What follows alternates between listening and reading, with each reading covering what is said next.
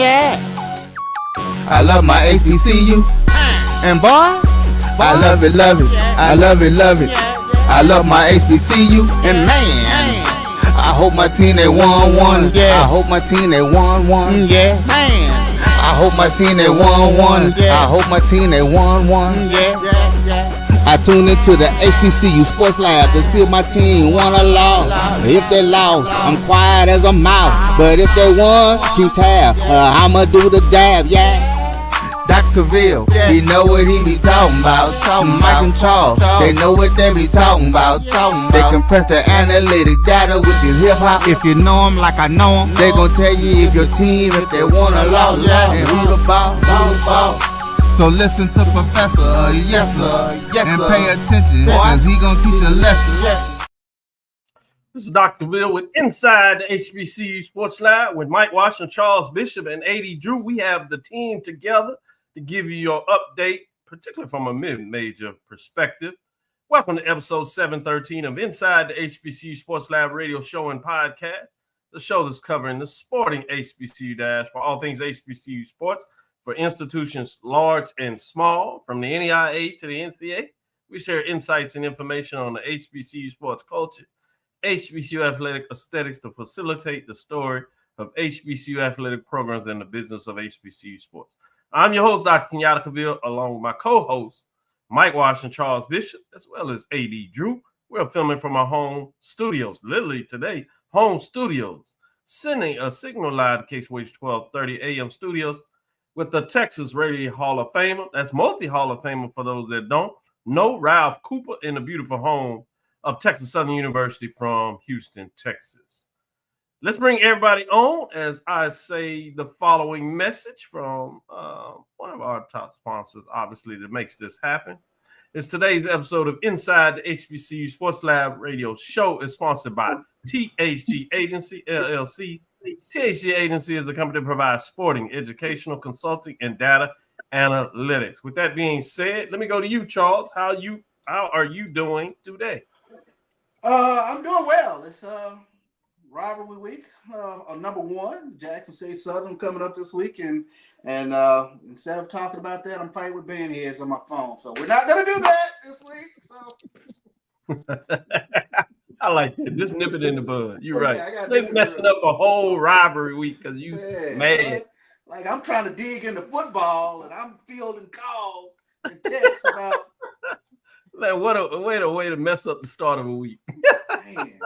I get you. I know if I wasn't no Grambling fans out there that have taken it to the chin, rightfully so, in terms of JSU, the game that they boycotted and ruined the homecoming. I guess they hadn't quite got to that point where they ruined somebody's homecoming. But if I'm Grambling, I'm Jackson, the Sonic Boom. Hey, I'm especially, just saying. Especially Avis, because Avis is notorious. Shout out to Avis. I had to talk to him a minute. Catch up with my buddy Avis. With that being said, Big Mike, how are you doing today? What up, fellas? How y'all doing? Pretty good. We really getting in the crux of football season. Unfortunately, the rivalry, in addition to the Southern Jackson State game, the rivalry I'm looking forward to is Grambling PV. Unfortunately, I will be out of the country, and I'm upset. I'm upset that I will not have to watch that game from Brazil. So other than that, I'm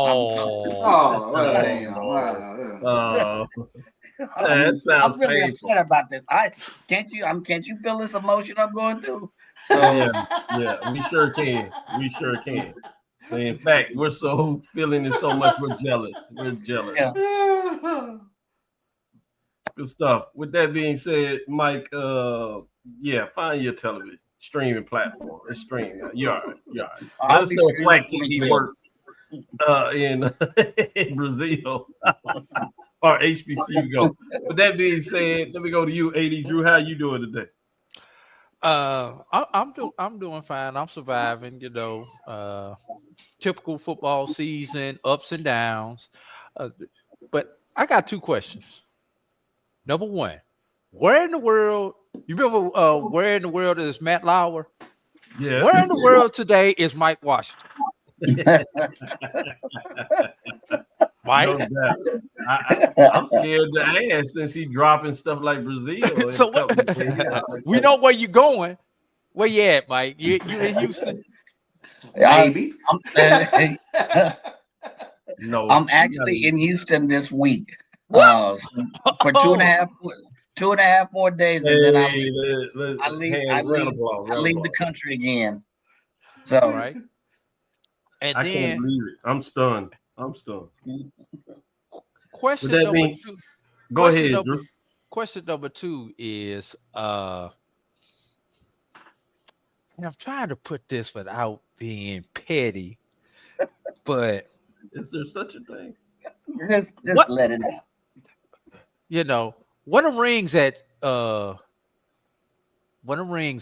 it's gonna be somebody decide they don't want one this year. That's all I'm gonna say. That's all I'm gonna say. Somebody's band decide they don't want a ring this year. So we gonna leave it right there.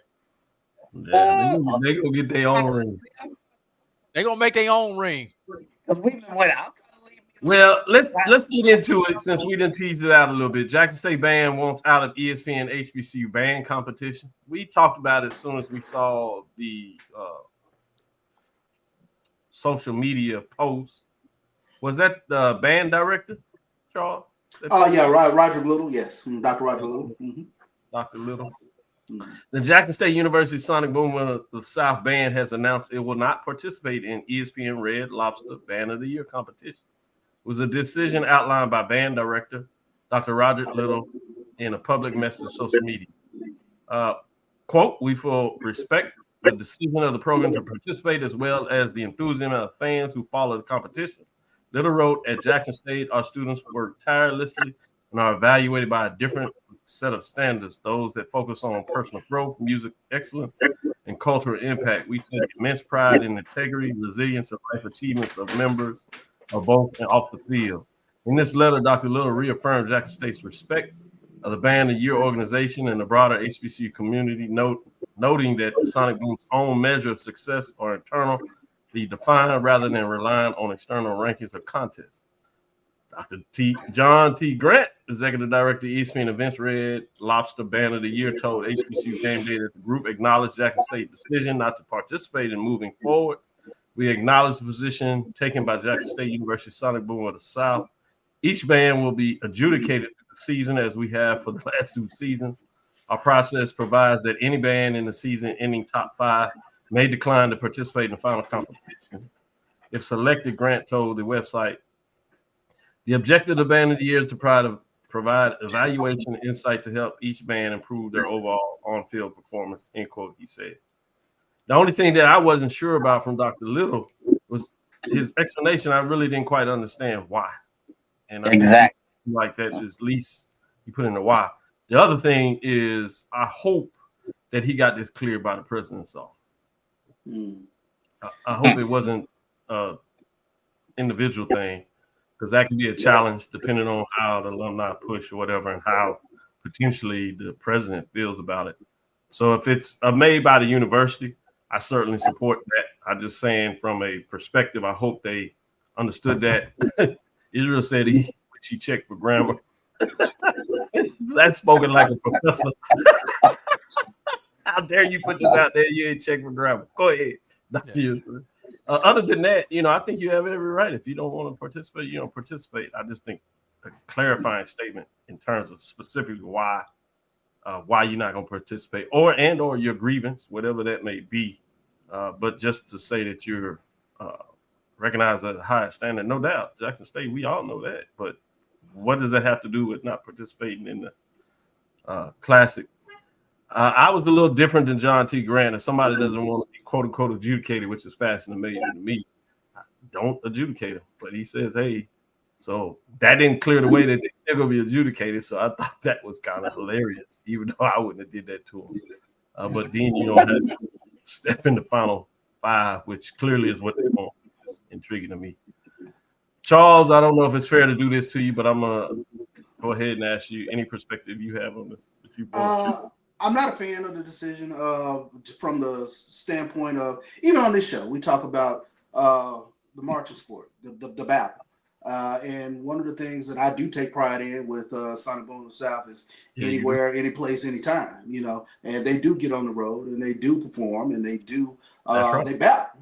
That is part of that Love the Boom brand. So I am disappointed in that regards. I'm sure Dr. Little, probably has whatever reason, but I think even from the broader perspective, I kind of see this Red Lobster Band of the Year sort of. I see the growth of where it can go.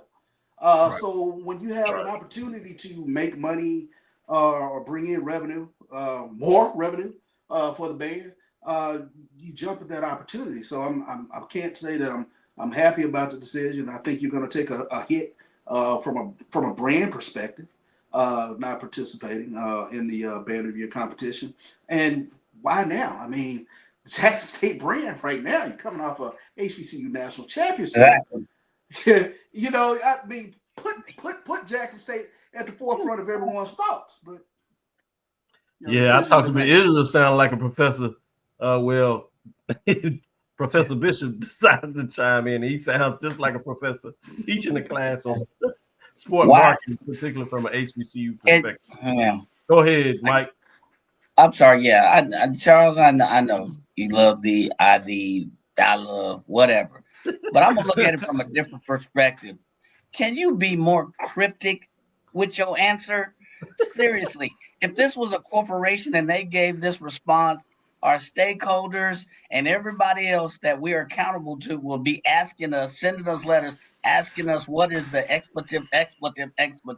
What is up with this? Maybe you know something more than I do, but you got $100,000 on. Yes, you have the right. Let me give that disclaimer to do what you want to, but at least give an uncryptic answer. I mean, you break this thing down. Yes, we know you are held to a higher standard. No, duh. Yes, we know you pursue excellence. Every band does. Duh. But give a little bit less, be a little less cryptic in the response, I would say. That's my only thing. Yes, they may have a legitimate reason, and we respect that position, but God dang, that cryptic response, that just threw me off to the side. I had to take a drink just to read that over and over again. To see if you missed something. Drew, you can have the final part of this. First of all, before I make my comments, since I do work for ESPN and I am the media director for the Band of the Year, I must start off and say that the opinions that I am about to express are my own opinions and do not reflect the position of ESPN events and the Red Lobster Band of the Year contest. Now, the AD Drew perspective. I think it's as adults, sometimes we don't think about the people who will serve it, i.e., the members of the band, when we make these type of decisions, because the opportunity for these people to compete and to possibly win a ring, go ask A&T what that meant for them and their students. We're not talking about the publicity. We're not talking about the money. We're not talking about all that stuff, and which is important, just like Mike just said. Just from the experience for those members of the band to be in the competition, win or lose. And A&T has been on both sides of it. They have won one and they have lost one. And I know what that did for those people at FAMU by, dare I say it, upsetting A&T last year in the Band of the Year competition. Ask some people at Miles.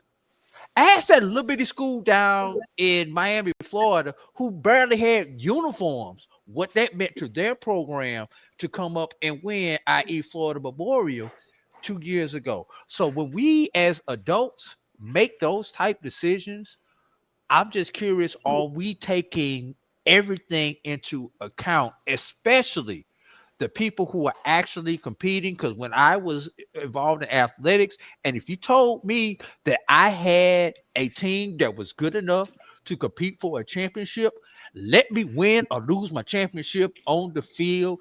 Don't take it away. Don't take the opportunity to compete for it away from me. And I'll say this, and I'll throw this out there. Dr. Little is a very affable individual, and I'm sure, if I'm sure he if given the opportunity, he'll probably explain the nuance or explain even more as to why they're not participating in this ESPN Battle of the Bands. But right now, it does leave sort of a gap in terms of those who are trying to figure out the why. So, who knows in due time, and maybe if just somebody, reaches out to him and says, can you explain a little bit more? I'm sure he'd be more than happy to do it. So. Yeah, and I think he should. I think he probably would. But there's enough band shows out there that he could. Yeah, exactly. So I don't want to hear that. And then you got a campus, you got JSU TV. And like I said, if this was made or at least, consulted by the president, you could have easily went to JSUT and put out something. My problem is not necessarily the decision. That's one layer to it. As I said, you had it right. But to put out, as Mike said, a cryptic letter, not to really get in front of the mic and talk about that. I think Drew makes some excellent points in terms of that decision. But sometimes adults have to make a decision that affects young folks. So I even deal with that from that. But I think it's a little bit of a challenge for most people out there. And you opened it up and said that as a very loyal person to GSU. You were very open in terms of your personal feelings in regard to having such pride in Sonic. And I see you around it, and I'm a fan. My son, you snuck in and made sure my son has become a fan of Sonic Boom of the South. Like many other bands, but that's one of the top ones he has out there and wants to see participate. But as a young boy that plays sports, one of the things we talk about when he's out there is how to win or lose in a manner. Now, if he felt that they were not being treated right, obviously all of us as African Americans in this community certainly in the rationale for boycotting. But if you're going to say that, make it clear that you're going to boycott Target because of this and this and that, right? You're going to boycott this brand for this, this, and that. You're going to boycott the Red Lobster essentially because that's what you're doing. Lay it out. Lay it out. Own it. Own it. Yes. Don't be halfway in this and then come back later and try to say we're going to explain it. I'm sorry. It just doesn't work for me. Dr. Cavil, I always say, sometimes we make bad decisions, but if you could justify your bad decision, exactly, then I could live with it. I could understand it. You know what I'm saying? I'd rather that than the indecisiveness. But be decisive, justify what was going through your head, and we could live with it and move on or correct it or whatever we need to do depending on the situation. And I will say this as we close this, because I don't want this to be a session where we just bang on Sonic Boom South. That is not the purpose of what we do on this show to any institution, any coach, any player, AD, president, chancellor, our band director. Mad respect. We're out here to support that. And so regardless of how we feel about this, the Sonic Boom of the South will do what they do. They will continue to participate at a high level in terms of bands. As I say, the marching sport, they're going to do what they do. So I don't want this to take away in terms of the legendary Sonic Boom of the South, regardless of how this decision was made and what was going on. We kind of said what we said, but with that saying, we support, celebrate Sonic Boom of the South. So let's take our first break, come back on the other side. Let's get back into what we really like to talk about here, which is the sporting side of that. Obviously, we tell you, and we call it marching sport for a reason, so we're going to include something as significant as the decision made there. We'll get down in the top 7 when we come back and break it down. Before we do that, I will have a little statement on the battle that led to top 25 polls shifting. I'll enter a little bit of that before we get into the breakdown of those top 7 and essentially list the top 10 teams in this next segment in terms of how they fared this past weekend, getting into conference play at the Division II level, what we call the mid-major. We'll be right back after this first break. This is the Dean of the College of HBCU Sports, Cavil of Dr. Cavil's Inside the HBCU Sports Lab with Mike Washington and Charles Bishop. Come mix it up in the lab where the course lecture is in session every Tuesday from 6 o'clock p.m. Central Standard Time on Facebook Live, YouTube Spreaker, or the BCSN app, as we discuss all things about the HBCU sports culture, including exploring the week that was in the sporting HBCU diaspora, as well as the upcoming week of HBCU sports. With me, the Dean, the College of HBCU Sports, on Dr. Cavill's Inside HBCU Sports Lab with Mike Washington and Charles Bishop. Course lecture dismissed.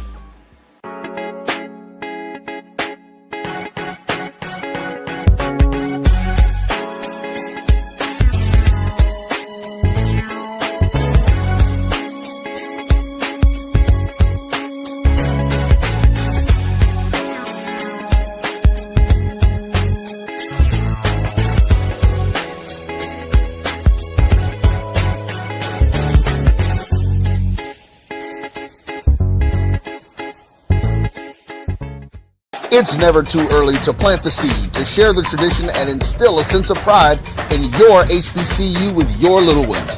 HBCU Pride and Joy Children's Boutique helps you share your school spirit with a wide selection of adorable kids apparel and accessories officially licensed from your favorite HBCU. Visit hbcupridejoy.com and follow us on all social media at HBCU Pride Joy on Facebook and Twitter.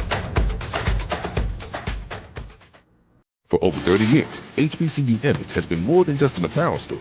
We've been a movement, a state, a legacy. We celebrate the pride, the purpose, and the culture that make historically black colleges and universities legendary. Whether you're a student or a lifelong supporter, our gear lets you wear your HBCU story with confidence and style. Because when you wear HBCU Image, you're not just wearing clothes. You're wearing culture. You're wearing pride. You're wearing purpose. HBCU. College football fans, the Cricket Celebration Bowl is celebrating 10 years of crowning an HBCU national champion. A champion will rise at Mercedes-Benz Stadium on December 13th as the MEAC and SWAC champions clash in Atlanta. Join us for championship football, interactive fan experiences, and iconic marching bands. It's an HBCU family reunion that you don't want to miss. See who will be crowned the next HBCU national champion. For event and ticket information, visit thecelebrationbowl.com. Press the analytic data with your hip hop. If you know them like I know them, they gon' tell you if your team, if they wanna law, and who the ball. So listen to Professor, yes sir, and pay attention, cause he gon' teach a lesson. This is Dr. Cavil with Inside the HBCU Sports Lab with Mike Washington, Charles Bishop, and AD Drew. With that being said, Drew, if you will, let's pull up last week's rankings as we get into the talk about the top 7. As we're preparing to do that, you see in terms of what we did with the top 7 and how some of these had feature matchups. One of them was too fascinating. You had the number 1 Edward Waters playing a major division that a lot of folks thought there might be the first mid-major, major division upset in terms of HBCU programs. So that was fascinating in terms of what that looks like.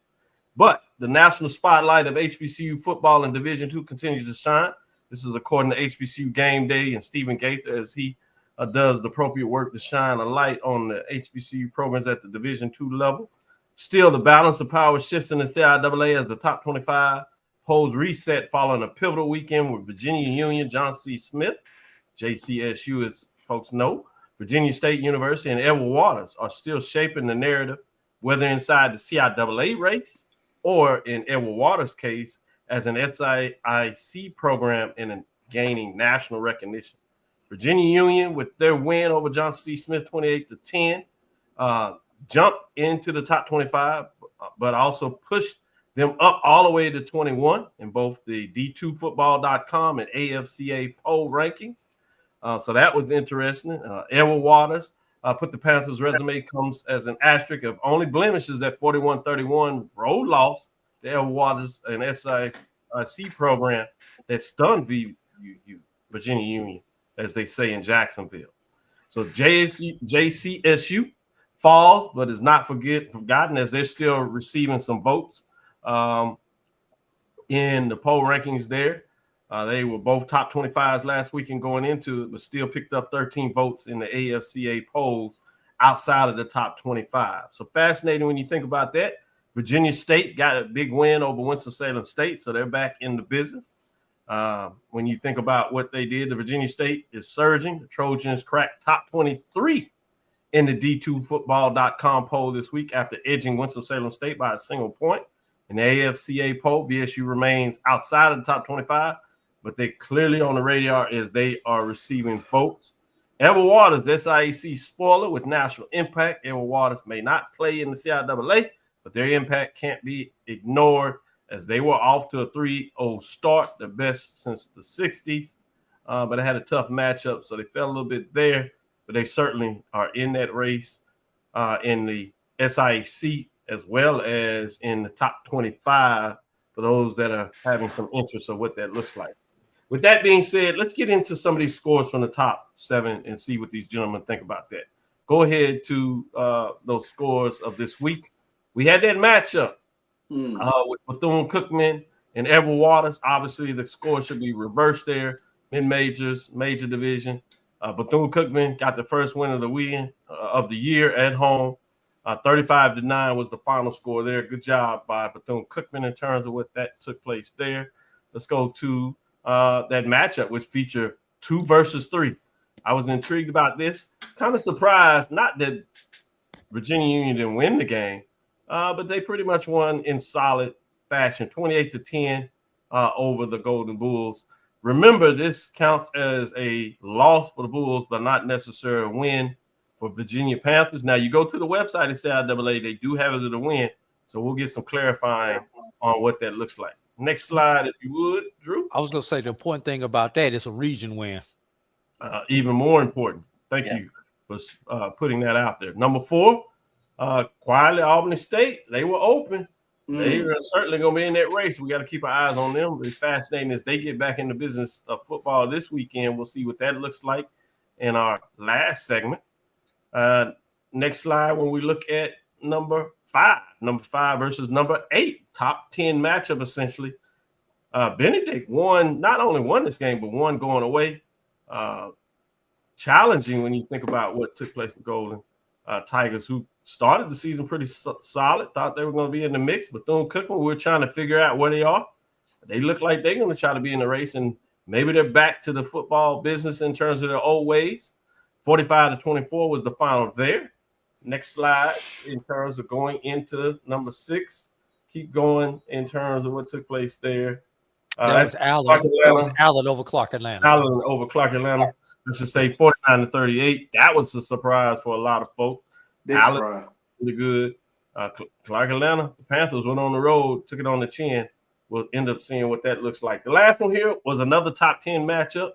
That was the Winston-Salem State and the Virginia State Trojans. Talk a little bit about this in terms of top 25 rankings and those outside of it.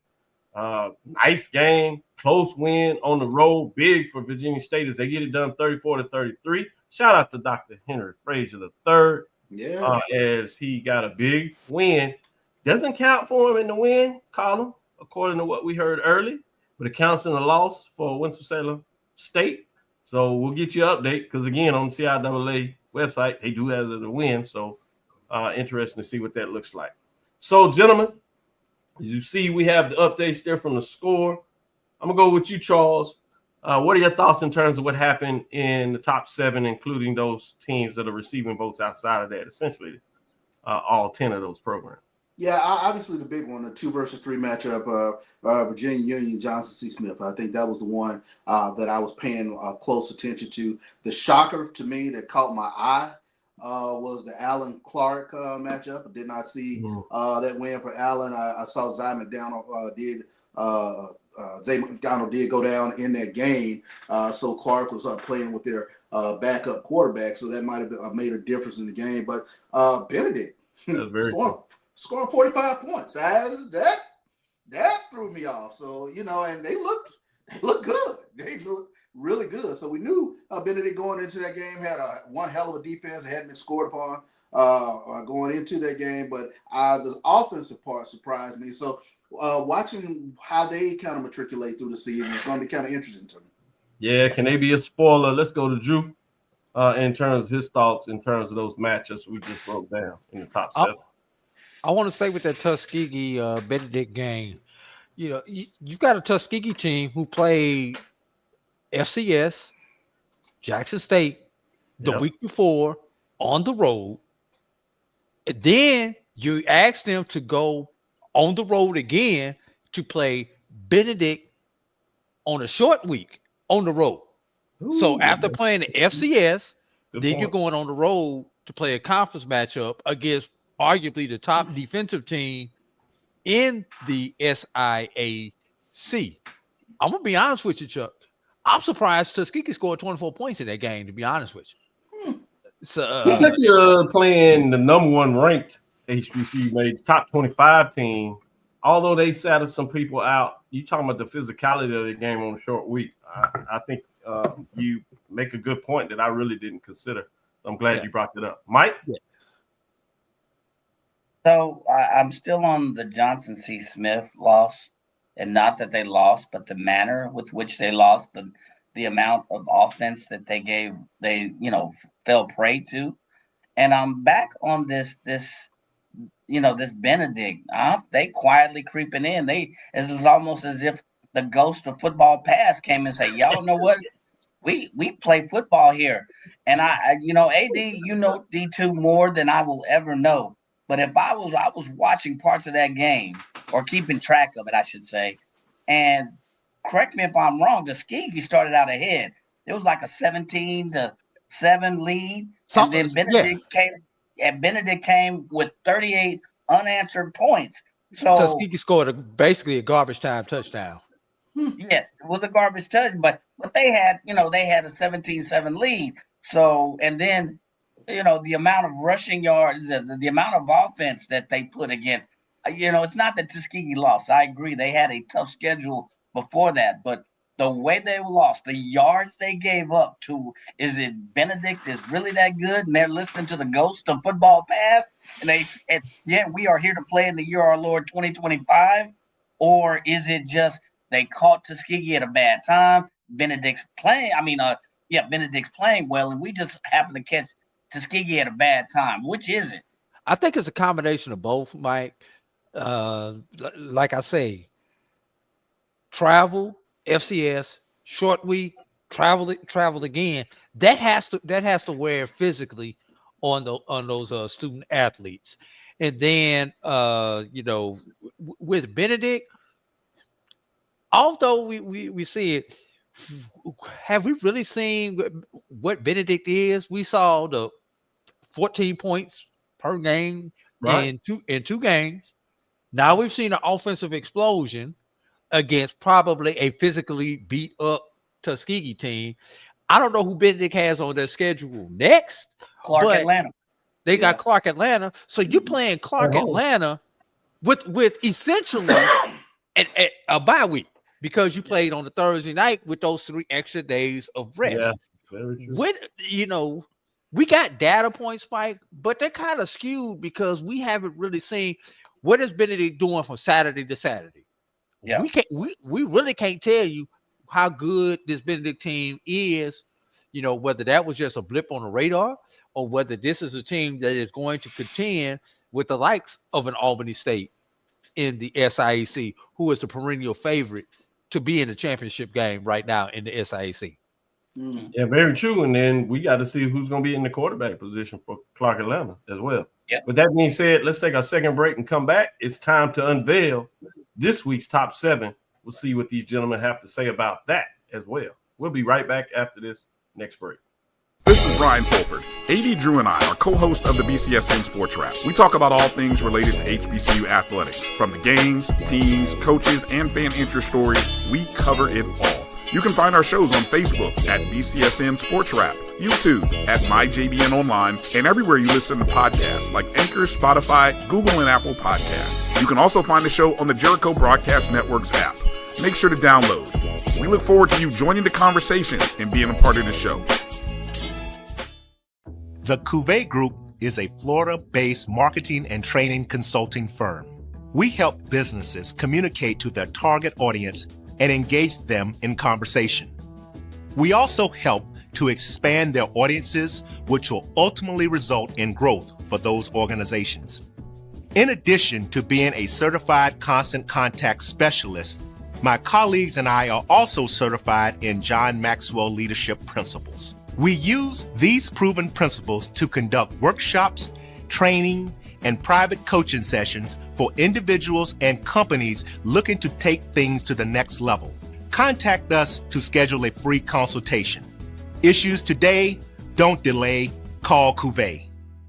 For over 30 years, HBCU Image has been more than just an apparel store. We've been a movement, a statement, a legacy. We celebrate the pride, the purpose, and the culture that make historically black colleges and universities legendary. HBCU Image, a Kenny T's company. College football fans, a champion will rise in Atlanta on December 13th. MEAC champion, SWAC champion, the 10th Cricket Celebration Bowl, crowning an HBCU national champion. For event and ticket information, visit thecelebrationbowl.com. ESPN Events presents Red Lobster Band of the Year. Returning to Atlanta on December 12th, 4 bands will qualify for the big stage, where 2 national champions will be crowned. Follow us for rankings updates throughout the season, and join us on December 12th. For event and ticket information, visit bandoftheyear.com. When it comes to professional learning, teachers deserve better.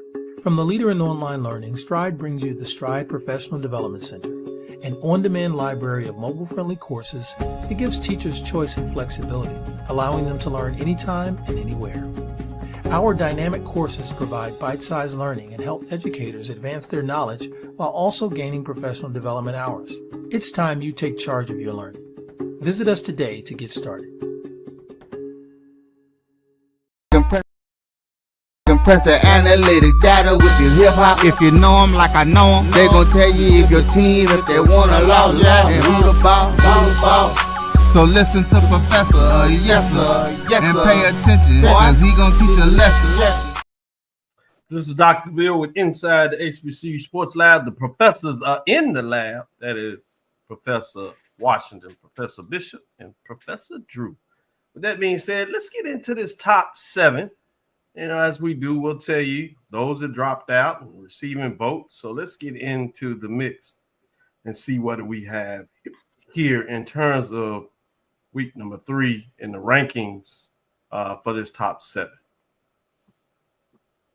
Dropping out this week, we have a couple of teams that got in the mix here. Yeah, Winston-Salem State Rams, they fell out of the top 10 there at 2-2, 0-1 now. Clark Atlanta Panthers also fell out, 2-2, 1-1 on the season. And finally, Tuskegee Golden Tigers also fall out, 2-2, 1-1. It's tough in terms of the mid-majors. A lot of teams are doing well in terms of those teams. We have some surprises maybe this week, but we had 3 teams that fell out of the top 7. So let's get it started and see who exactly is in the top 7.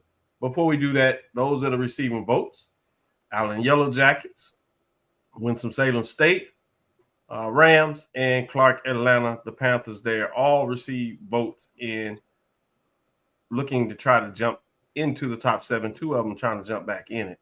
With that being said, let's go to number 7. Number 7 surprised a lot of folks maybe. Livingston Blue Bears, 2-1, 1-0. Big win this past weekend, 147. They were not ranked. They get into the mix as they are in the top 7. Big question for a lot of folks. Are they for real? Will they be able to stay there? We shall see as conference play is here.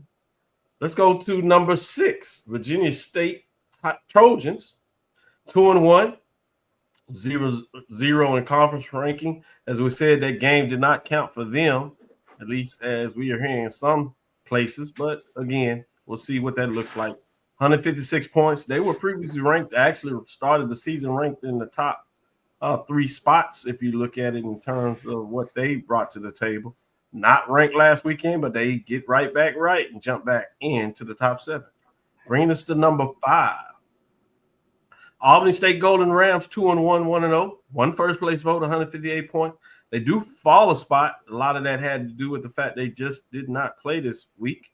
We'll see what that looks like as we move forward. So let's get into, speaking of moving forward, let's go to number 4. Number 4 is Johnson C. Smith Golden Bulls. They fall 2 spots after losing last week, 3-1, 0-1 in terms of what they got done. No first place votes, lost all of those after that loss they had.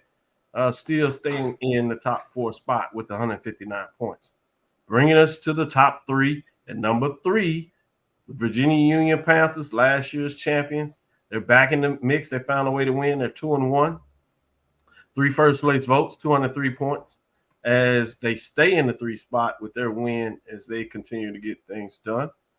Bringing us to number 2. Number 2 are the Edward Water Tigers. They are 3-1, 2-0, 2 first place votes, 204 points. They fall from the number 1 spot. They do not fall very far, so a lot of folks still think they're a legit team. Ran into a buzzsaw as they jump up a division in terms of the fighting weight at the FCS level, and they learned a lesson, I guess you would say. Bringing us to number 1. We have a new number 1. Ooh. To everybody. Literally jumped all the way through the polls. Getting back to that little week-to-week stuff. Interesting to see what you all say about this. Benedict jumps all the way to the top. That's 2 different number 1 teams. That's 3 straight weeks with different number 1 teams, with new teams over the last 2 weeks. Can they stay there, I guess, is the question. They are ranked number 1 in week number 3 in terms of the Tigers that are 3-0, 2-0 with 3 first place votes in terms of their rankings. So fascinating, gentlemen. Let's have at it. Let me start with you, Drew. What are your thoughts in the top 7? I'm intriguing to hear what you have to say. I think I know where that 1 first place vote for Albany State came from. Just want to put that out there for the but I do have a problem with them being at number 5, Dr. Cavil. Okay. Only, let's see. Correct me if I'm wrong. Virginia Union lost to a Division II team. Yes. Johnson C. Smith lost to a Division II team in their conference. Albany State lost to an FCS. Correct. They are ranked below the 2 teams that lost to like level talent. Yes. If anything, although I had Albany State at number 1, I could see Benedict number 1. I could see Edward Waters number 2. I give you those. But there's no way Union and Johnson C should be above Albany State, considering that Albany State's lone loss is to higher competition. So, I think that's a valid point. They did not play last week. That didn't help them any. But yes, I understand. Which is even more reason week to week, especially Johnson C. Smith. If you look at that week to week, Johnson C. Smith gotta go worse playing than Albany State did sitting at home in their living room. Yeah. But you don't rank Johnson C. ahead of Albany State? That is true. Come on, I can't fight you on that one. I can't fight. That's true. Now you making some points. Let me see what Mike Washington has to say. I'm right along with it. I think Albany State should be for that very reason. I think, if you look at schedule, who they lost to, Edward Waters. Did they not lose to a Division I? They played FAMU, right? Right. That's Edward Waters played Bethune. Albany State played FAMU. So you can debate that 2 and 3 between them. That's legit debate. That was my point. That's where I'm getting at. 2 and 3 between them. Yeah. Because they played stronger opponents. And you compare them to Virginia Union, Virginia State. I just think from what I've seen, they should be 2 and 3. You can alternate between the 2. So I think we understand where Drew had Albany State based on his comments. But Mike, where would you have Albany State? I'd have Albany State right under Edward Waters. Yeah. You'd have them as high as 3. All right. Yes. That's good stuff. Yeah. Charles, fill it out. Yeah. Break it down. What do you have for us? I mean, I think I fall in line with Albany State. They definitely passed the eyeball test, I think, first half against FAMU. I can definitely say that. And I'm in agreement. When you take a look at where these teams fall in the poll, I probably, you ask who would you take out, I would move Albany State up to 3, and then I go Albany State, Johnson C. Smith, then Virginia Union. Good stuff. I was surprised. I still don't see how you put Johnson C. ahead of Union. Yeah, y'all picked up on the bigger teams, and I certainly the bigger brand and something to understand. I was surprised nobody caught ghosts with Livingston and the Blue Bears. But with that being said, the Blue Bears. The Blue Bears. Oh, Blue Bears. Oh, my bad. Yeah, I got it. I just want to play along with him. But that being said, let's take our last break of the show. Come back in the fourth segment, and we'll break down some of the matchups and see what the gentlemen have us prepared to look for as we go into week 4 at the mid-major level. We'll be right back after this break.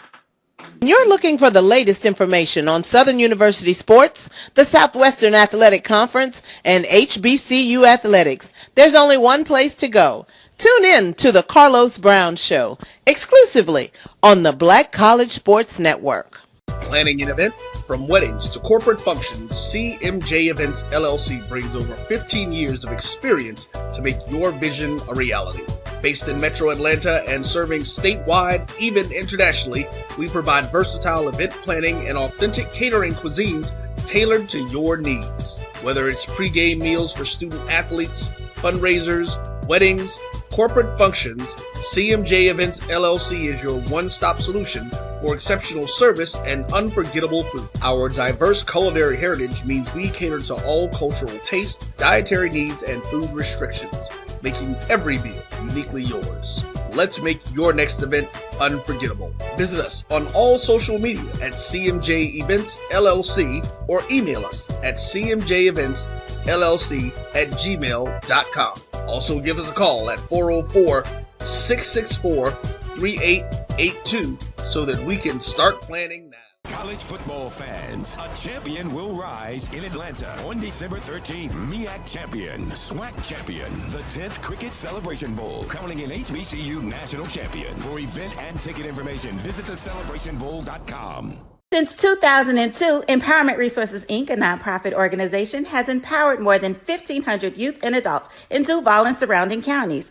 Through its programs, Journey into Womanhood, Girls Mentoring, Life Skills for Teens, and parenting education coaching.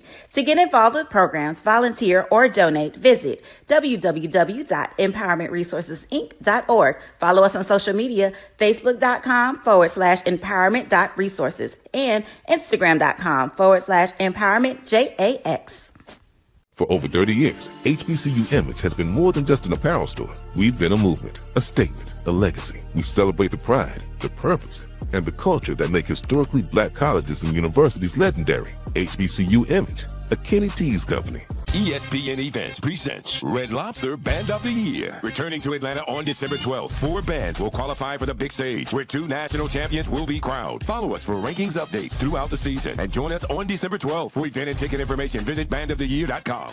Compress the analytic data with your hip hop. If you know them like I know them, they gon' tell you if your team, if they wanna lose, and who the ball. So listen to Professor, yes sir, and pay attention, cause he gon' teach a lesson. Let's get into the matchup for these top 7 that we just unveiled to see some games that you need to keep an eye on this week. Before we do that, I did want to give a little love to the mid-major in terms of the NIA programs, Drew, that we talk a lot about. They're struggling a little bit this year, but I want to make sure that we at least put it out there in terms of the football program, particularly with the recent announcement that Wilberforce is looking about bringing back football. We've seen that a little bit. You have Texas College and the Sooner Athletic Conference at 0-4. You have Langston at 1-3. Holding it down is Arkansas Baptist at 2-2. Obviously, we heard Barbara Scotia bringing football back. We almost have enough. They're spread out, so that'd be a challenge. But you're getting to the number of 6, potentially where you can get into 6 NIA football programs. We currently have 4 of them at this point playing in NIA. So something to keep your eyes on, particularly if you're over in that GCAC with that magic touch, see what they look like in terms of aspirational thought process out there. But getting a little ahead of ourselves, let's get into the real action that is taking place in week number 4 for the mid-major. That's another shout out to Brian. He doesn't like to play the game of the different weeks. I will remind him all season long until he's bored.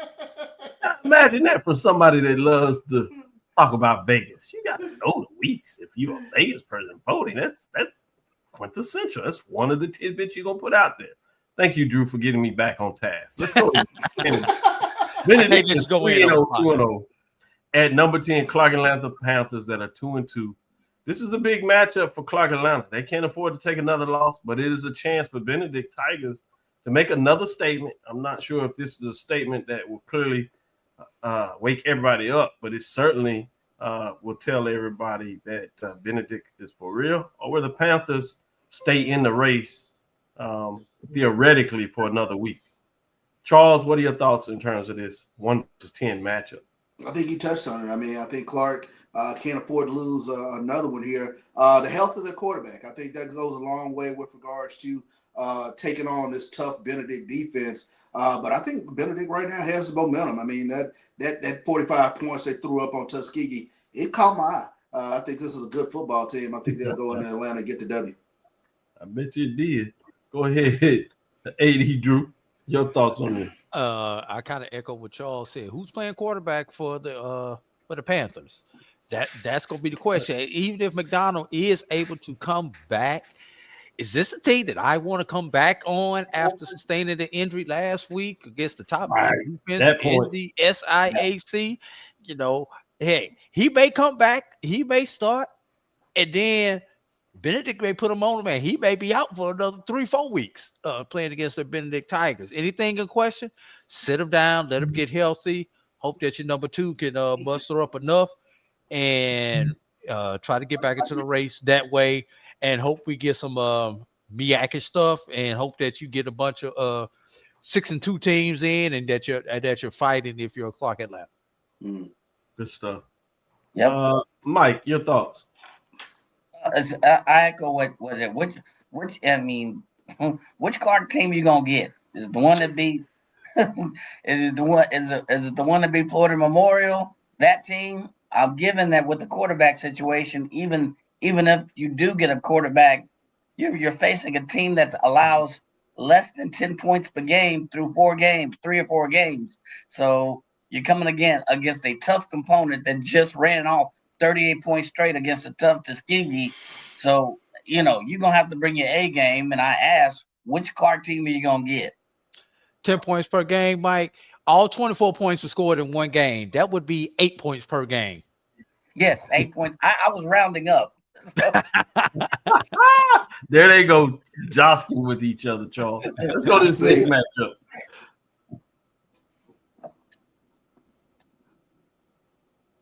Number 2, Edward Water Tigers 3-1, 1-0. They play Morehouse Maroon Tigers 0-3, 0-1. I won't get us all upset at this and pick on Drew. That's not fair to him. But I will ask it from this perspective: will Tigers get back to their winning ways? Which one? I will say yes, they will. Their winning ways. One of them has not won lately. Nice try, Drew. Way to nice way to get that done. As Steve reminds us, you know where your bread is buttered. Let's go to the next matchup. All over this matchup, Dr. Cavil. Good stuff. Good stuff. Virginia Union and Shaw Bears, 2-1, 1-3. Virginia Union's on the road. Shaw Bears has showed us a little something here and there, but maybe not. Anybody of you all think that the Panthers won't get this done? Next matchup. Yeah. Next. Go Panthers. Yeah. Go ahead. Okay. Next matchup. This is Hold the Bulls. Will they get back to winning and getting it done? No problem. Yes. Here. Yes. All right. Keep going. We're rolling. Now we got a top 10 matchup. Yeah. Now we got something to lather up a little bit. We got number 5 is at home hosting number 8 that came off a huge win. So as Allen Yellow Jackets 2-2, 2-0 in the conference race, while Albany State Golden Rams had a week off to get back into the action. 2-1 and 1-0. Drew, I'm gonna start with you. What are your thoughts in terms of this matchup? It's going to be an interesting matchup there, Dr. Cavil.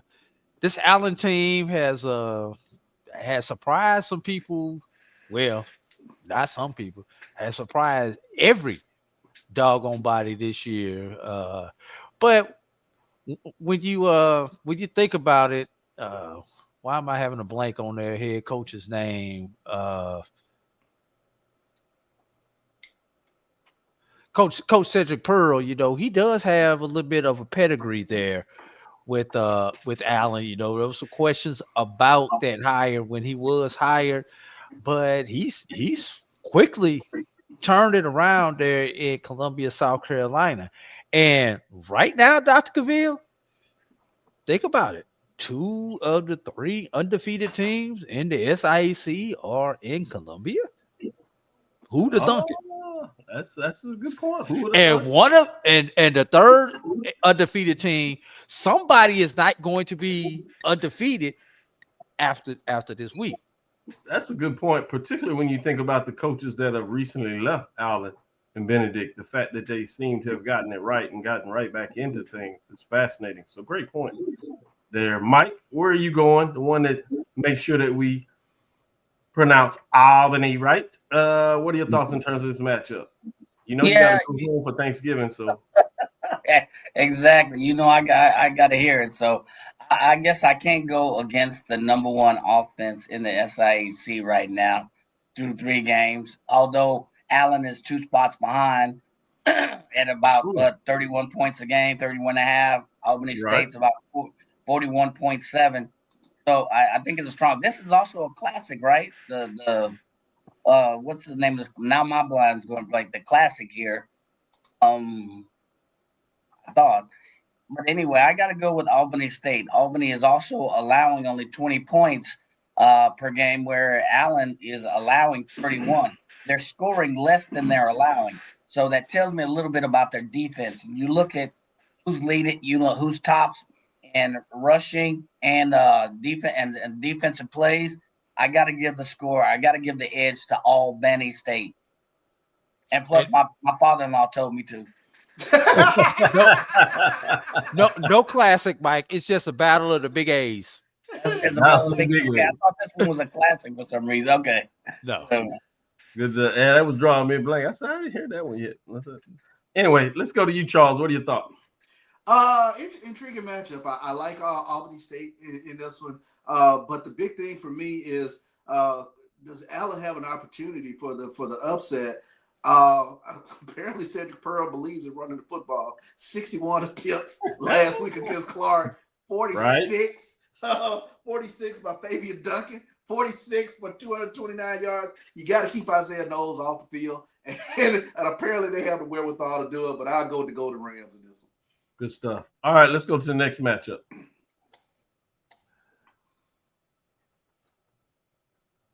We have Virginia State Trojans 2-1 at Fayetteville State Broncos 1-3. Will the Broncos wake up? We've been waiting for them to get back to it. I don't know. Virginia State Trojans. Anybody think the Fayetteville State can get this quote-unquote upset? They are at home. Dr. Cavil, in July, this would have been the sexy matchup of the week. Yeah, I agree for sure. But now it's those big A's that's the sexiest matchup of the week. Charles, you have something to say? You said, hold on, not so fast.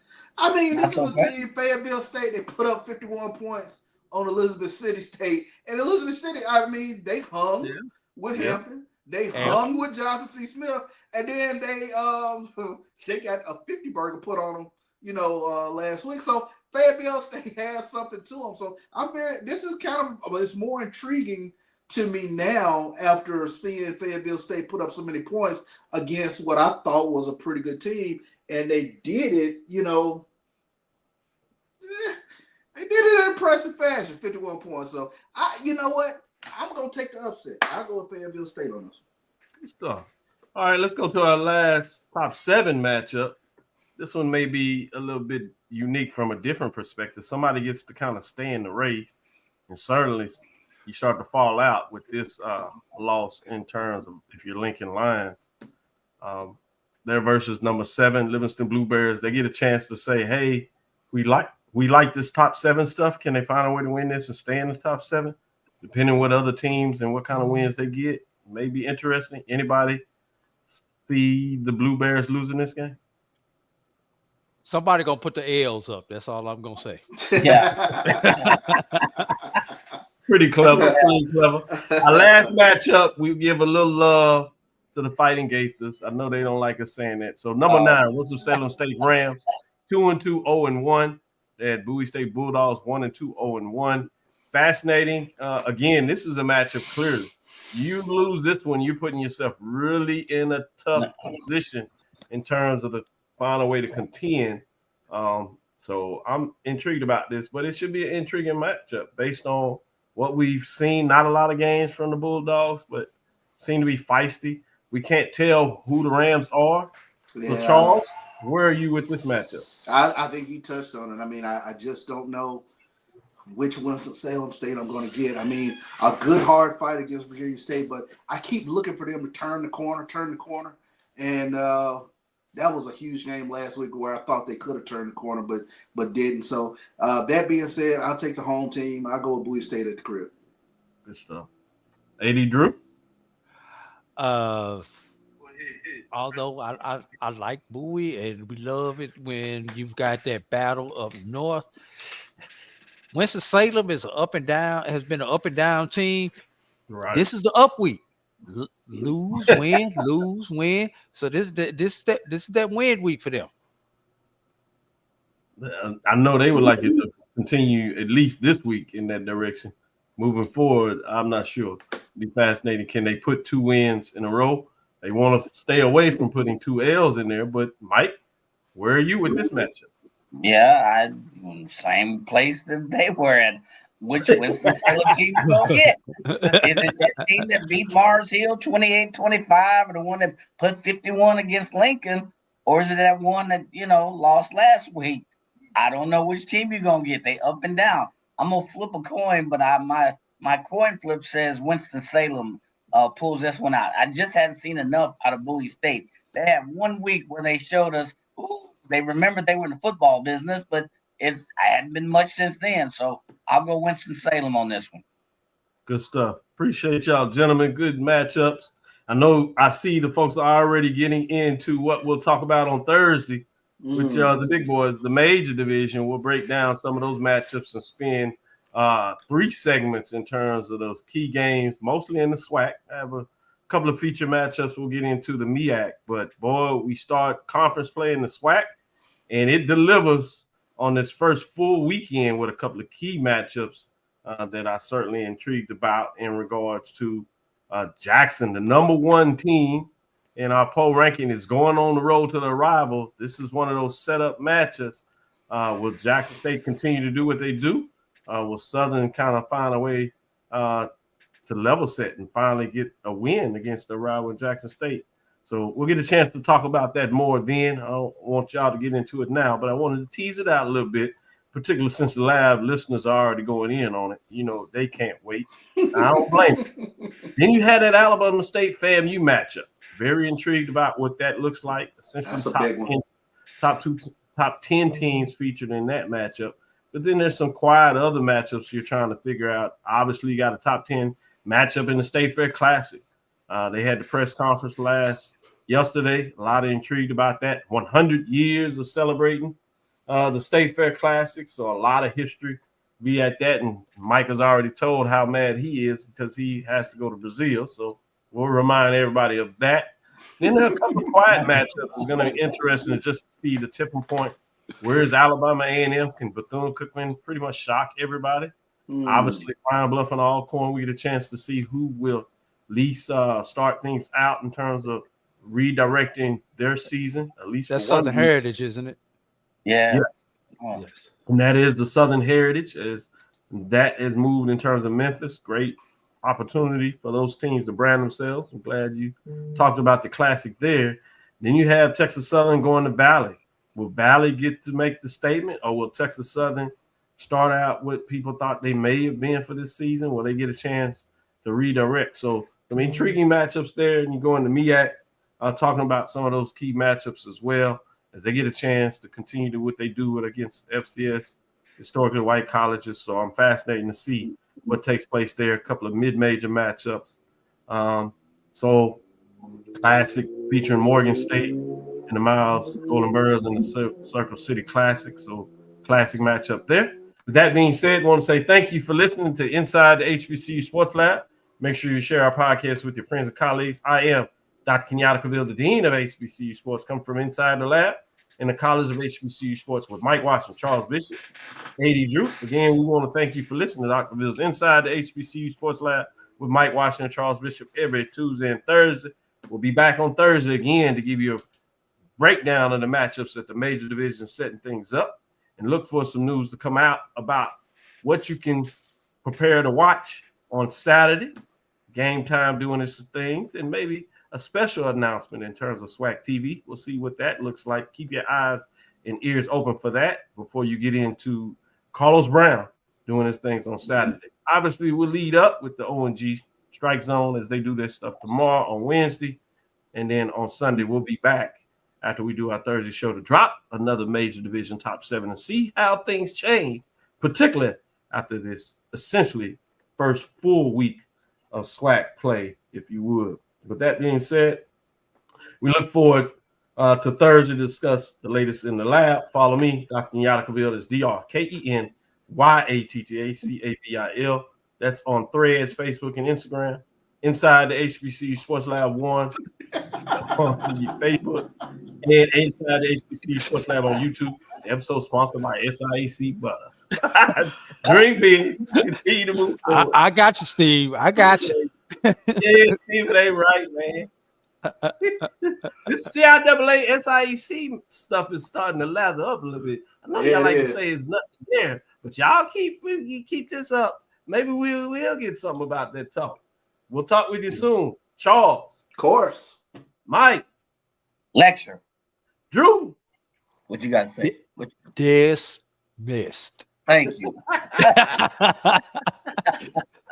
Hey, Mike ain't nothing but a big old bully.